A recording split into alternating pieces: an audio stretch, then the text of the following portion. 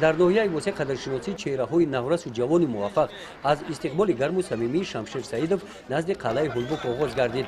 شمشیر سعیدов دستپرور مؤسسه دولتی مکتب ورزشی ناحیه واسه با اشتراک در 19مین مسابقه جام جهانی بوکس میان کشورهای استحصال کننده نفت که از 5 تا 11 دکبر در دولت روسیه برگزار گردید در وزن تا 67 کیلوگرم با همه حریفان خود غالب آمده صاحب کوبک جهان گردید. با این مناسبت از نام مقامات اجرایی حکومت دولتی ناحیه واسه رهبریت بخش کار با جوانان و ورزش گیرنده کوبک جهان را با گونه تمنیات‌های نیک استقبال گرفتند.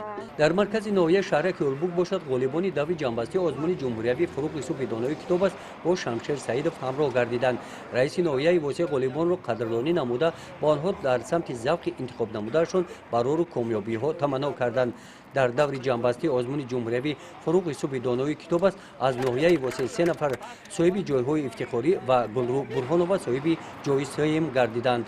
امسال من از روی نامیناسیای ایجاد نظم و نثر در بخش نظم اشتراکچی آزمون فروغ یوسف دانایی کتاب است بودم و سزاوار جای سوم گشتم و میناداری خویش را به پیشوای معظم ملت پرزیدنت جمهوری تاجیکستان محترم امامعلی رحمان بیان میکنم که چنین غمخورانه با ما مناسبت دارند و چنین آزمون ها را برای ما تشکیل کردند که ما در آنجا رفته سویه دانش خود را سنجیم.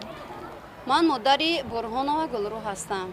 بسیار خرسند هستم از این رو که امروز فرزند من از آزمون فروغ صبحی دانایی به نتیجه برنگشتم و سزاوار جای سوم بودند که البته این آسان کاری آسان نبود و من میناداری خود را به اساسگذار صلح و وحدت پیشوای عزیزمان محترم امامعلی رحمان صمیمانه میرسانم و گفتنی ما و وطن و راهبر عزیز و محبوب خود را دوست می‌داریم. در همایش دانه بخشیده به استقبال غالبان رئیس ناحیه واسه قید نمودند که موفقیت شاگردان این زحمت استادان آموزگاران مؤسسه‌های تعلیمی ناحیه و بردن کارهای ترغیباتی میان نورسان عاید جلب آنها به کتابخانه‌ها از جانب متخصصان بخش کار با جوانان و ورزش ناحیه میباشد.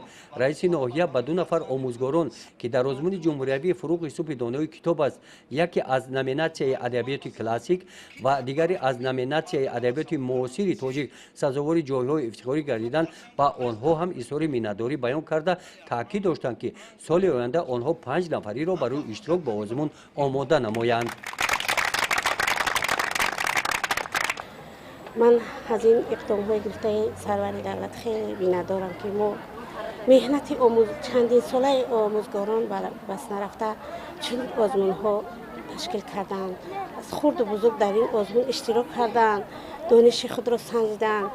این خیلی خوب است برای خردسالان، برای نسل آینده خیلی خوب است که خوانندگان گذشته خود را فراموش نمیکنند، بزرگان خود را میآموزند، در زندگی آنها را از گفته بزرگان عمل میکنند. این به نهایت کاری خوب است که همین خیلی آزمون ها بین مردم سرورمون تشکیل نمودن. افتخارمندم از اون که در این آزمون اشتراک کردم. گرچند جا هم نگرفتم، ناامید نباید شدن از گردش ایام، هر شام که آید ز پی آن سحر از سال اول بود. برای همین من اونقدر ناامید نیستم، با کوشش میکنم که همین دانی خود باز هم سعی قلبی هم باز اشتراک نمایم که در آنجا دیدم که خیلی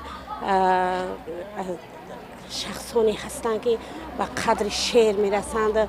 کوشش من فهمیدم که در کجا باید درد خودت را، گذشتگان خود را معرفی کنی، نشان بدهی که گذشته ما چه فرهنگ بزرگ داشته.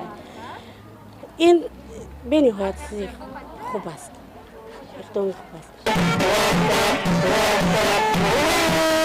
استقبال غالبان در مؤسسه تحصیلات میانه عمومی رقم 1 هم در محیط ادانه دایر کرده شد. 2 نفر غالبان آزمون جمهوری فروغ یوسف دانایی کتاب است از همین مؤسسه تعلیمی میباشند. از نام ماموریت مکتب به آنها تحفه خاطروی تقدیم کرده شدند. غالبیت مبارک، غالبیت مبارک.